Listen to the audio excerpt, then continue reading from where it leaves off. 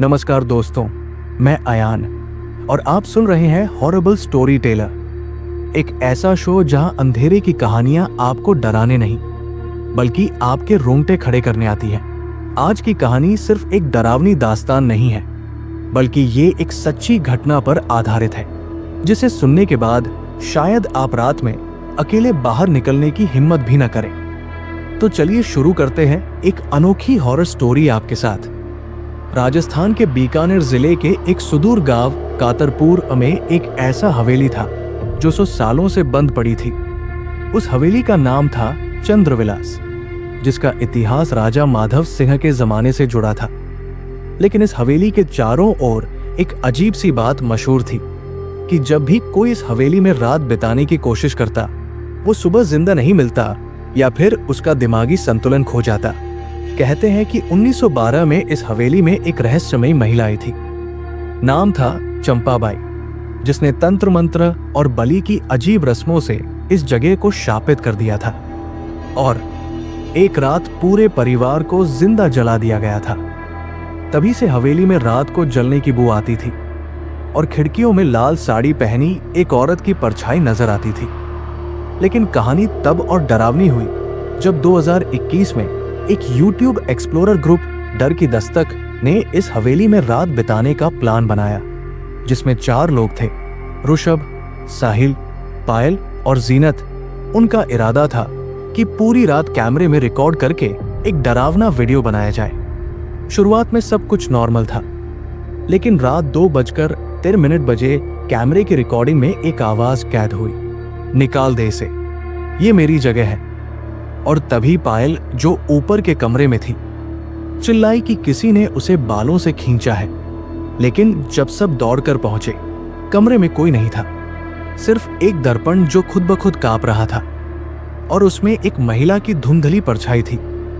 अगले कुछ घंटों में सभी कैमरों ने काम करना बंद कर दिया, मोबाइल नेटवर्क चला गया और हवेली का मुख्य दरवाजा अपने आप लॉक हो गया।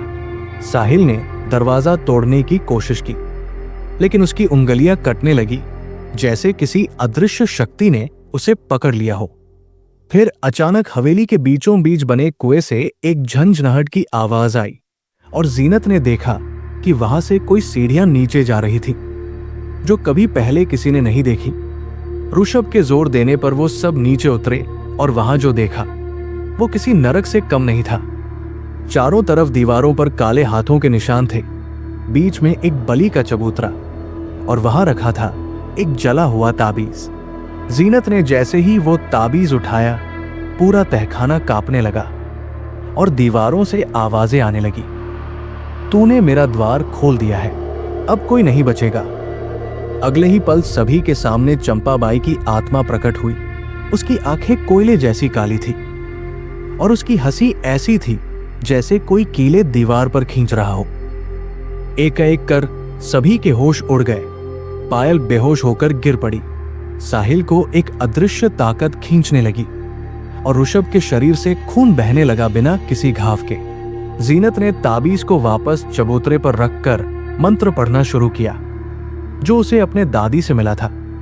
कहते हैं कि वो तांत्रिक परिवार से थी और आखिरी मंत्र पढ़ते ही पूरा तहखाना आग की लपटों में घिर गया और चंपाबाई की चीखें हवेली को थर्रा गई।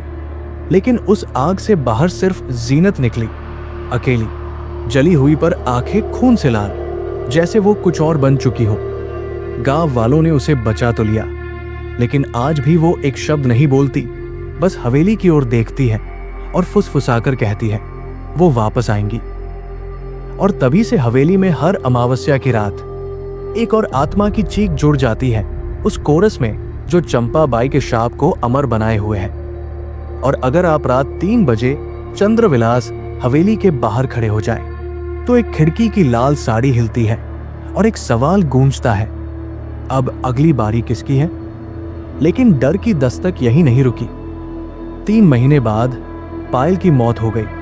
दिल का दौरा बताया गया, लेकिन उसकी आंखें मरने के बाद भी खुली थी, जैसे कुछ देख रही थी जो कोई और नहीं देख सका।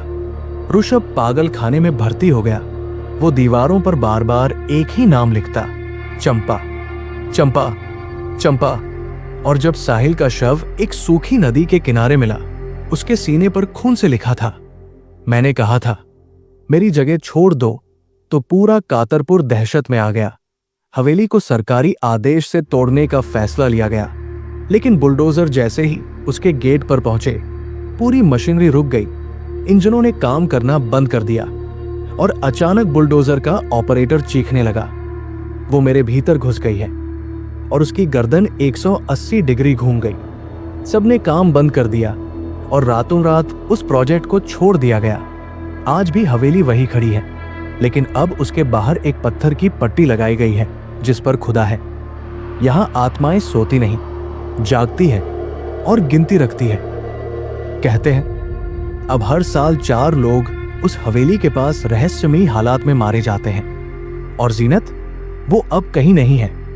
लेकिन कुछ लोगों का मानना है कि चंपाबाई की आत्मा ने अब नया शरीर पा लिया है, और अब वो चुपचाप धीरे धीरे हवेली के बाहर फिर से एक नई परछाई बना रही है। एक ऐसी परछाई जो इस बार सिर्फ डर नहीं फैलाएगी, बल्कि सबको साथ ले जाएगी।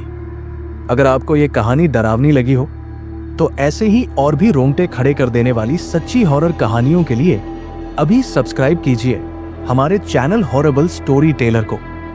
अगली बार फिर मिलेंगे एक ऐसी कहानी के साथ जो आपको नींद में भी सोचने पर मजबूर कर देगी। तब तक के लिए अंधेरे से दूर रहिए, क्योंकि डर अभी जिंदा है।